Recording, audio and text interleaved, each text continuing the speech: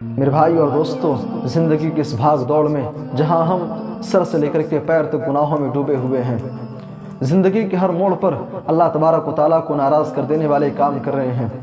ایسے موقع پر کبھی 5 منٹ ٹائم نکال کر کے اس دن کے بارے میں غور کرنا، اس دن کے بارے میں سوچنا جس کے بارے میں قرآن چیخ چیخ کر کے کہتا ہے یوم لا ينفع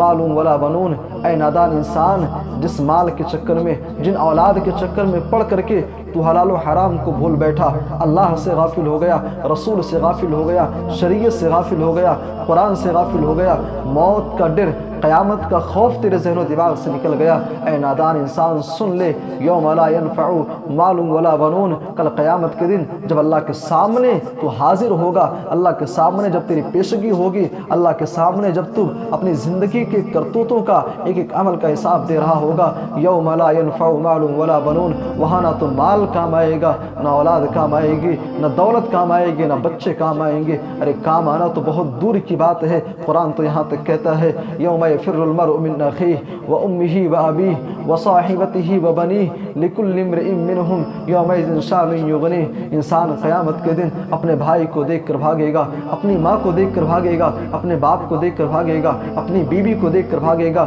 اپنے بچوں کو دیکھ کر کے بھاگے گا، بلکہ قرآن تو یہاں تک کہتا ہے یود المجرم لو یفتدی من عذاب یومئذ ببنیہ۔ قیامت کے دن تو خوف کا یہ عالم ہوگا، ہیبت کا یہ عالم ہوگا، ڈر کا یہ عالم ہوگا کہ انسان کہے گا کہ اللہ تو میرے خاندان والوں کو لے لے، میری بیوی کو لے لے، میرے بچوں کو لے لے، میرے بھائی کو لے لے، سب کو اللہ لے لے، لیکن آج بس مجھے معاف کر دے، مجھے جہنم سے نجات دلا دے۔ میرے بھائی اور دوستو، اس کے بعد کیا ہوگا؟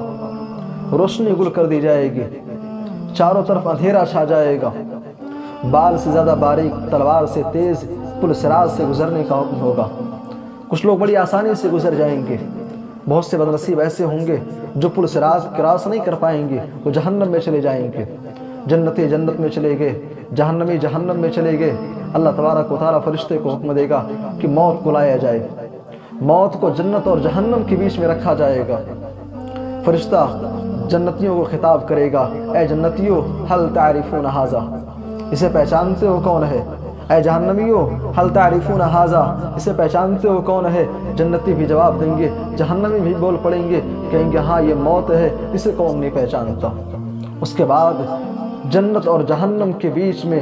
جنتیوں کے سامنے، جہنمیوں کے سامنے موت کو ذبح کر دیا جائے گا۔ اس کے بعد آخری اعلان ہوگا، لاسٹ اناؤنسمنٹ، یا اہل الجنہ خلود لا موت، اے جنتیوں خوش ہو جاؤ، خلود لا موت، اب تم کو ہمیشہ ہمیشہ جنت ہی میں رہنا ہے، یہاں تم کو موت نہیں آئے گی۔ وَيَا أَهْلَ النَّارِ خُلُودٌ لَا مَوْتِ، اے جہنمیوں تمہارے لیے بربادی ہو، تمہارے لیے ہلاکت ہو، خلود لا موت، اب تم کو ہمیشہ ہمیشہ جہنم ہی کے اندر رہنا ہے، اب یہاں موت نہیں آئے گی۔ میرے بھائی اور دوستو، دس ول بی لاسٹ اناؤنسمنٹ، یہ آخری اعلان، یہ آخری فیصلہ ہوگا۔